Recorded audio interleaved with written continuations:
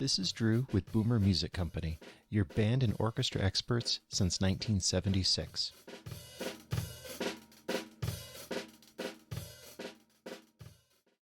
All right, so we are here at the Midwest Clinic, and Emily. Emily used to work for me over at Boomer Music, and super sad to see her go. That's the whole reason I'm on the road in Loveland now, is because she was the head rep in Loveland, and someone had to do it, and I'm almost as good at it. I mean, I do try. But Emily left us to go to California. Yeah. And now is working. I'm working at the Harmony Project, Los Angeles, which is an El Sistema-based program, the largest in the United States. It's based out of, well, it started in Los Angeles with Dudamel. He kind of brought it over. And it's spread over the United States. We have affiliates all over the U.S.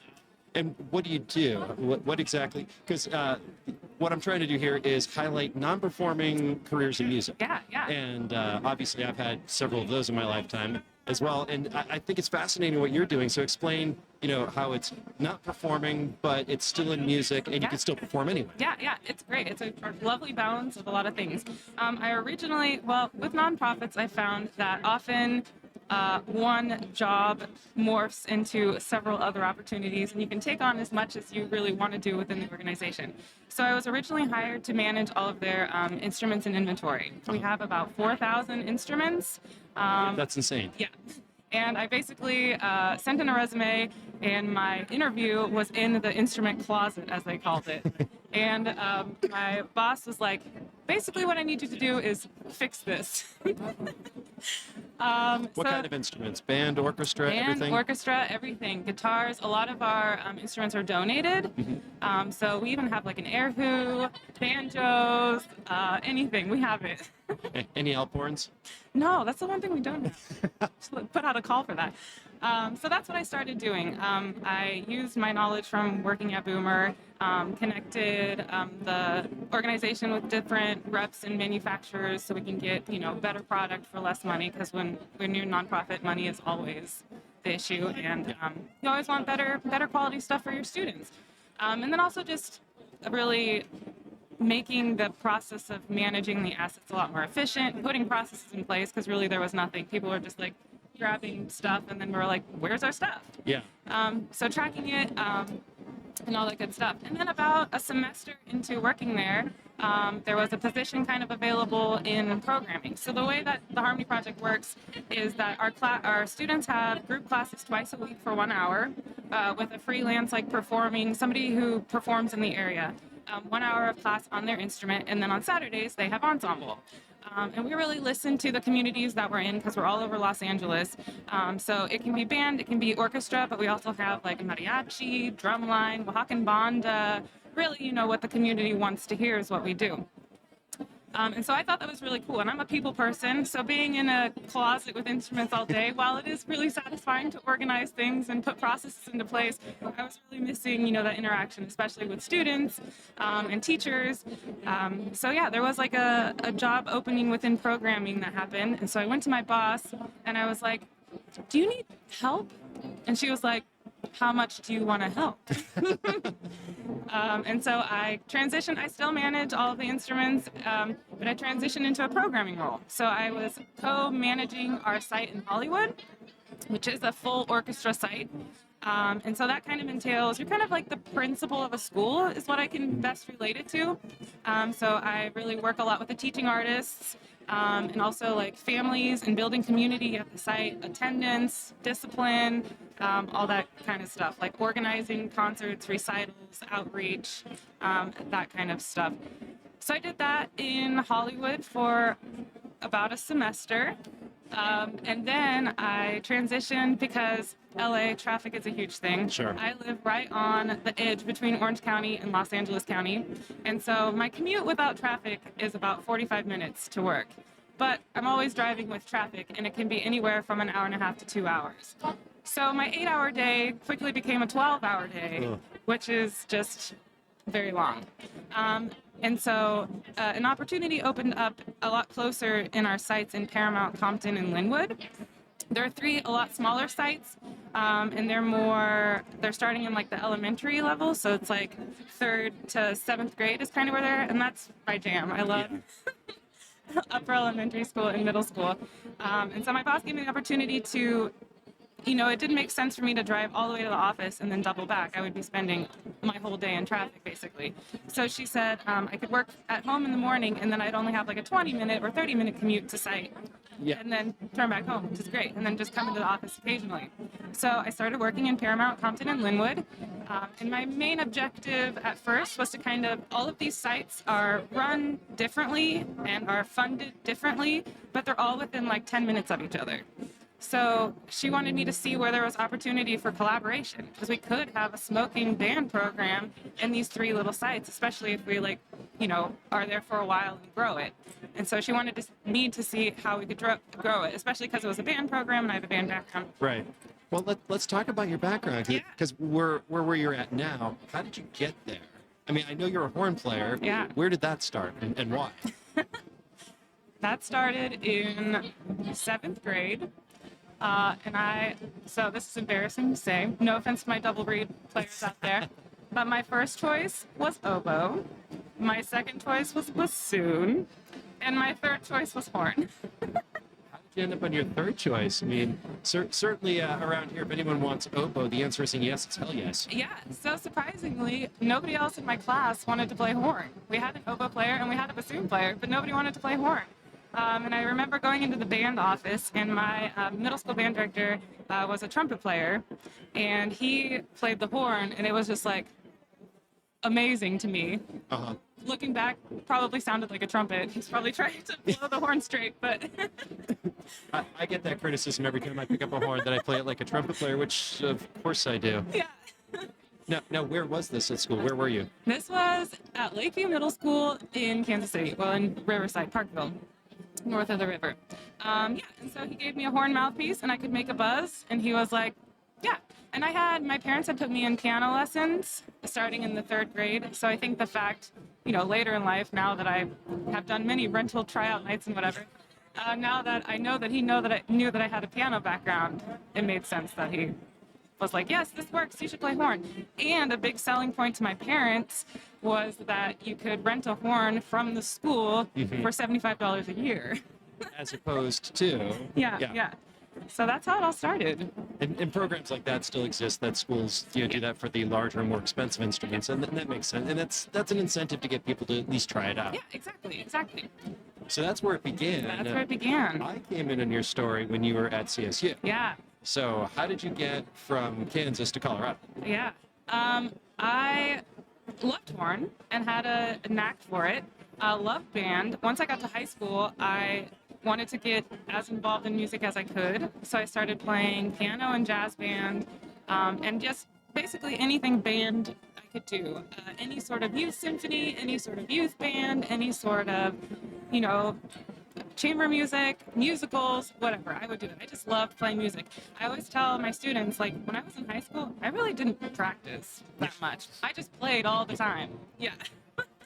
Well, yeah, if you're in enough groups and you're playing, hours a day, 6 days a week, Yeah, exactly. then first of all, there's no time to do formal practice. Yeah. But you're learning then anyway, Exactly. in context. Yeah. And so Yeah. it's, I get where you're coming I from. had a lot of time on the horn, even though I wasn't playing my scales and etudes like I should have been.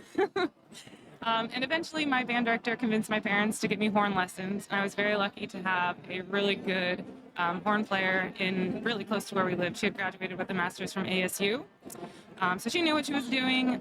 And I think my junior year, I got into the all-state band and also in the district band.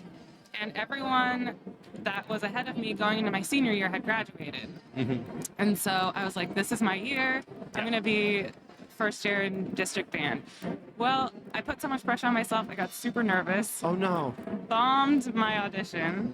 I did still make the band, but I was like, I don't know, 6th or 7th there, and I was really disappointed in myself, but also so determined for the state auditions. Because in Missouri, if you make district band, you get to audition for all state band.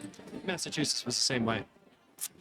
And so, yeah, I was like, okay, this is what I want to do. And I just remember staying after school, like a couple hours every day. I would have people write up all the scales on the board and then just like point to one. Yeah. And I'd be like, go.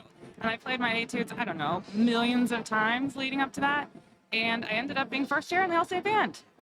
So that was awesome, and that opened up a lot of networking and opportunities for other, more youth symphonies and things. And I was going to go to med school. That was my plan the whole time. Ever since I was, I don't know, kindergarten, I wanted to be a doctor. But at one point, my high school band director was like, you're pretty good at this horn thing. I was like, oh, thanks. And he was like, you could do this. And I was like, what do you mean? And he was like, you could play horn. And I was like, you can play horn? He was like, yeah. I was like, oh, interesting. That's something to think about. And then I was like, oh, well, I'll go to med school, but I'll still play in college. I can do that. Right. He was like, but you have to think about it. He was like, do you think that playing horn on the side is gonna satisfy your craving for horn? Look at how much you play now. If you just do that twice a week, is that gonna be enough? And I was like, huh, that's a lot to think about. Yeah.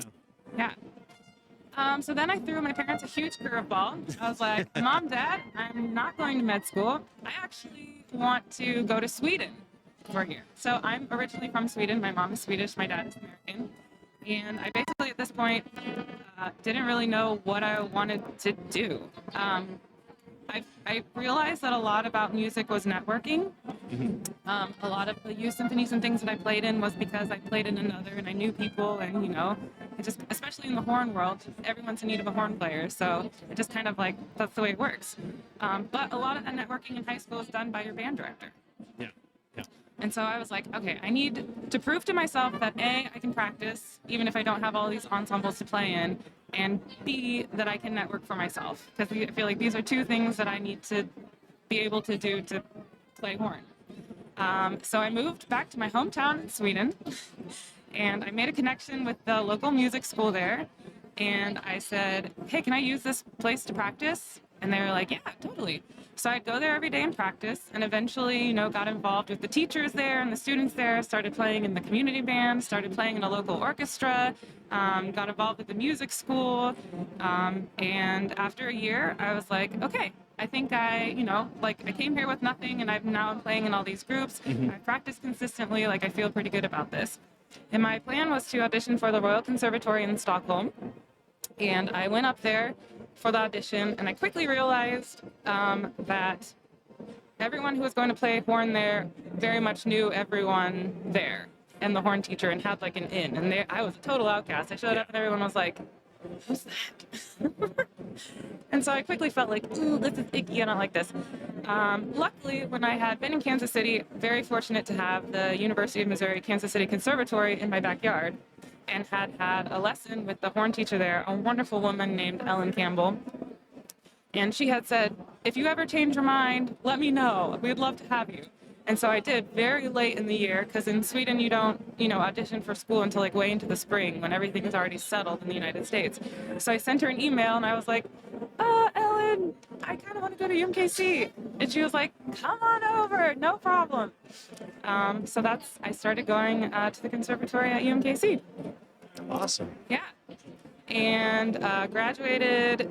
I did a 5-year thing. I got degrees in both horn performance and music theory. Well, you didn't initially plan on being a doctor, and that's way more than 5 years. I know, right? Parents lucked out. Yeah. And midway through 2 years into my degree, I was at a music camp in Finland.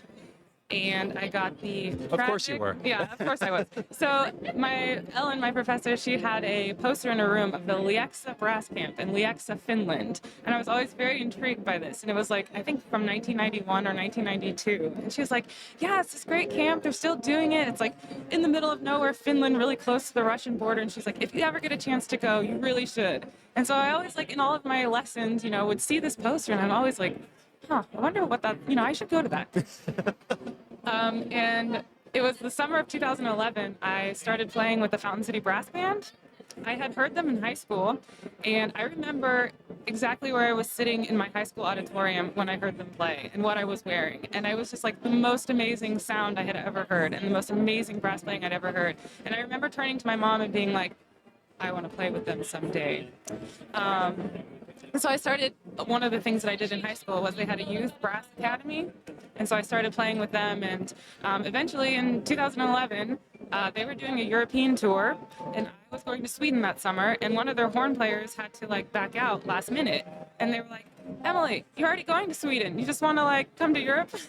Yeah, exactly. But you were ready for the opportunity. Yeah. That's something that I've observed just in general, that it's one thing to recognize the opportunity. It's something completely different to be ready for it. Yeah. And if you couldn't hang, then that opportunity wouldn't have been there. So you're ready, willing, and able. Well, it's the same thing with what you're doing now. Yeah. That you're right place, right time, willing to go that extra mile and do that. Yeah.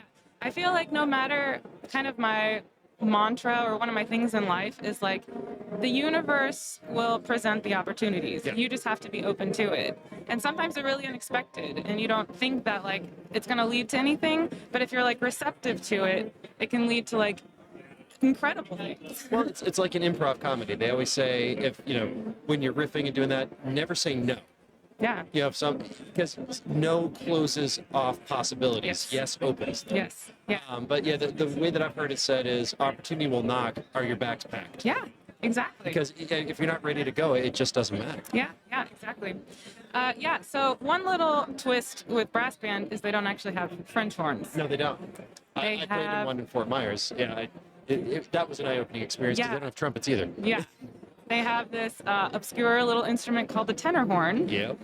Luckily, the fingerings are the same as mellophone, and I had marched in high school, and they were like sitting there in the right hand somehow, way back in the archives. And they gave me this student model tenor horn to kind of practice on.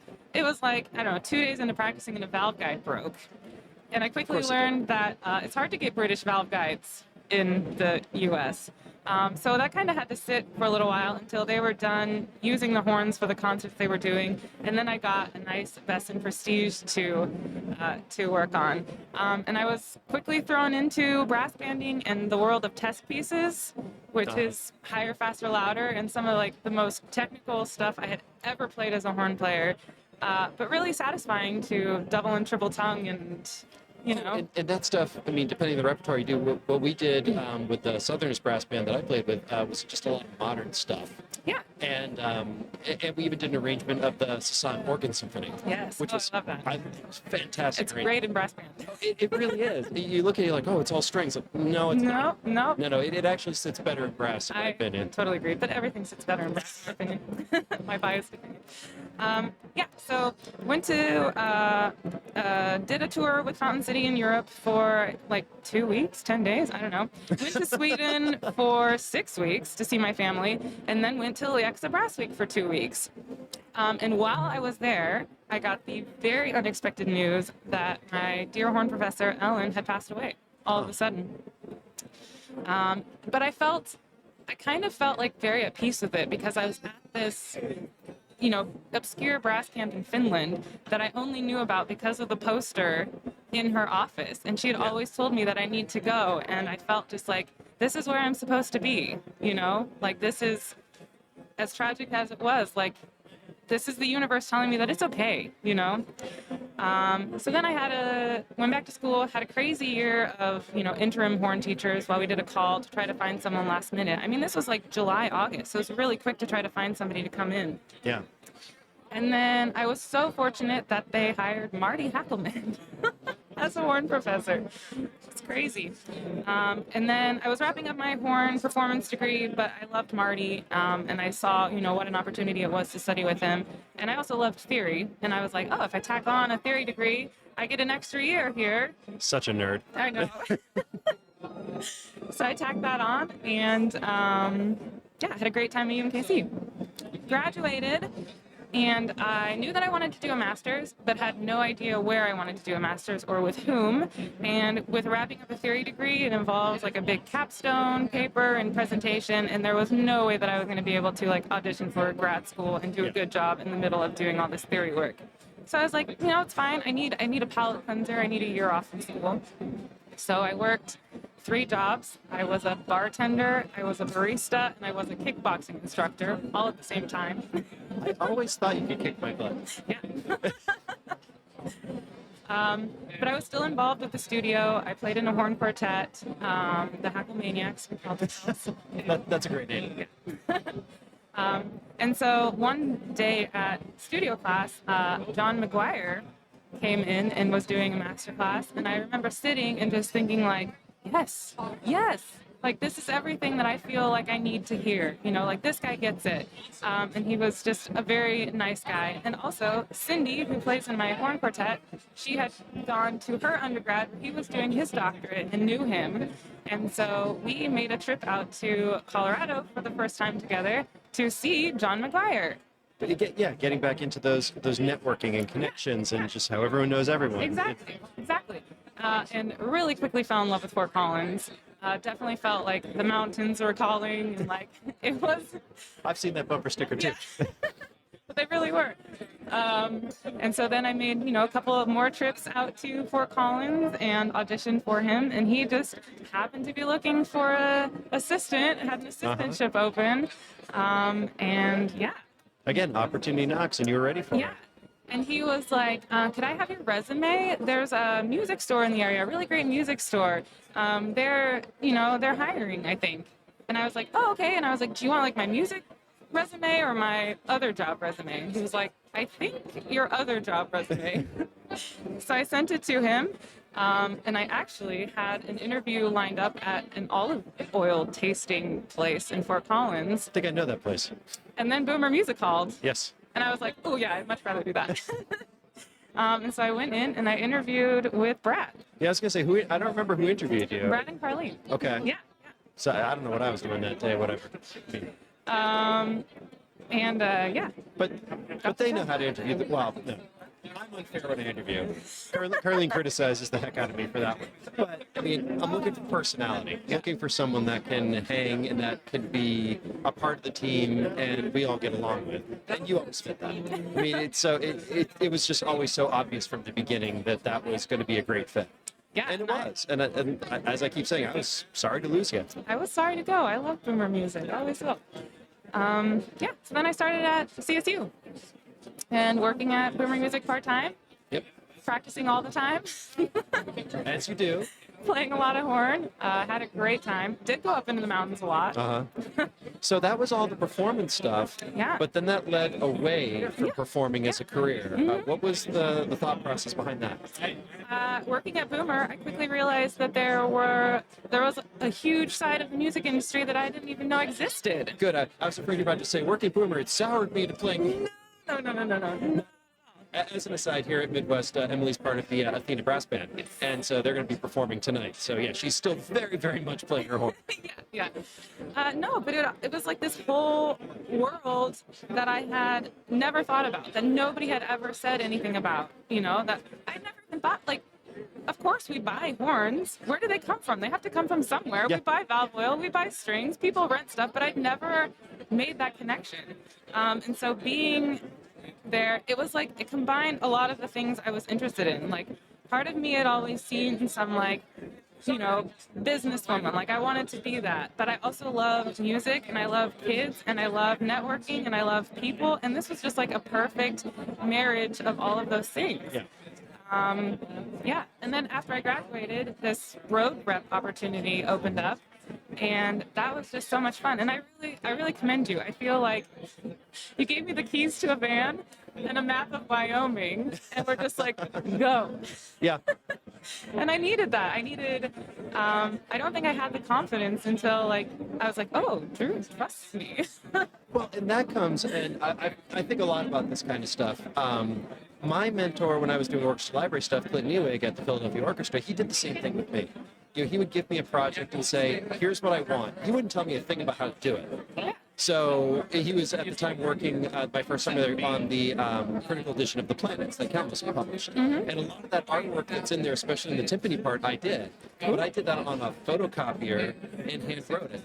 And so it was, he wanted like all the notes that the drums need to be tuned to at the front of each movement. And that didn't exist in most of it. So I took the original, blew it up 400%, whited out all the dirt and stuff, made it look neat, and then reduced it back down again. Oh my gosh. And he looks like, he's like, this is great, how'd you do it? I told him, he's like, I never would have thought of that. Yeah. but yeah, that's really something that I've seen firsthand, that being told what to do but not how to do it is so much more useful. Yeah. And sometimes you come up with solutions you never even thought of. Yeah, absolutely. And I too felt like, wow, like Drew's putting all this trust in me. Like I want to do a good job. Yeah. You know, I don't want to let him down. So I was going to take over Wyoming. That was my goal. And then the Loveland route opened up, which was also super fun because it's a lot more established. And those people were more local. So those are the people that I was, teaching their students and playing gigs with and stuff like that. So Yeah, now I get to love the route, as people who watch and listen to me know, and you did a good job because it made my job much easier. So much fun. I already knew most of the folks anyway, but it really, they're friends. Yeah. I mean, in living in the community doesn't hurt either, but it's like I've got a vested interest in there. I mean, Timmy goes to Garfield, Yeah. which has their band going again. Woo! And so he's looking for, he's complaining now because for fifth graders that he's not in the band yet. So but it's great to see an elementary program happening again. Yeah, absolutely. And the middle school programs are happening again. I mean, Yeah. everything is coming back and Yeah. together, and it's really So neat to great. get a kind of a front row seat at all that. Yeah, it's wonderful. Yeah. So what else do you want to talk about with the non-performing side of music careers? I mean, I feel like we touched upon a lot of your history and all Yeah. that. And thank you so much for taking the time. Yeah, of course. I would say don't be afraid to leap. My move to California was completely unexpected. I had never been to California before I moved. Never saw myself in a million years living in Los Angeles. I made the move for love. Don't regret it at all. And I think it's good to be uncomfortable. Both when I went to Colorado, I knew John McGuire, but I didn't know anybody in the community or at the school. Like he was my own, I didn't have any friends that went there. And it turned out to be like some of the best years of my life. I learned so much about myself. And then same thing when I moved to LA. I didn't know anybody. I knew my boyfriend. And I didn't have a job lined up, and I was fortunate enough that Anthony, my boyfriend, said, it's fine, take your time, like I'll support you for a while, do your thing. And was so fortunate to again, I had one of my best friends in Kansas City works for the Harmony Project in Kansas City. Uh-huh. And when he heard I was moving to LA, he was one of the first people to come out and visit me. We moved in at the end of October, and he came for Thanksgiving, so like a month after moving there. And he was like, hey, you should see if Harmony Project LA is hiring. And I was like, oh, yeah. And it was like, the job description was like kind of exactly what I'd been doing at Boomer. And I was just like, oh my gosh. And so I applied, and it's like, yeah, it's just the universe. Isn't it funny that you realize that you've been training for something that you didn't even realize? Yeah, exactly. It's incredible how that stuff Yeah. works. It's jumping out of an airplane and hoping you're going to find a parachute on the way down. Yeah. And you always do. Yeah, it's crazy. And I had applied, Starbucks. I had applied at a travel agency because I thought, oh, that could be cool. I had applied, to teach privately, but LA is such a saturated Sure. market. I was like, this is going to take a long time to get in here. So Harmony Project couldn't have been a better fit. Well, if people want to find out more about Harmony Project or support what you do, where do they go? What do they do? www.harmony-project.org. All And right. you can find everything there. Emily, thank you so much for taking Thank time. you. Looking forward to the performance tonight. Yeah, It's going to be awesome. so excited. Excited. And thanks for joining us. Thank you for having me. If you need help with instruments, repairs, sheet music, or anything band or orchestra, reach out to us at boomermusiccompany.com. And if you like what you hear, do me a favor and tell a friend. Subscribe to our YouTube channel, follow us on Facebook, and subscribe to our e-newsletter so you will never miss another video or podcast.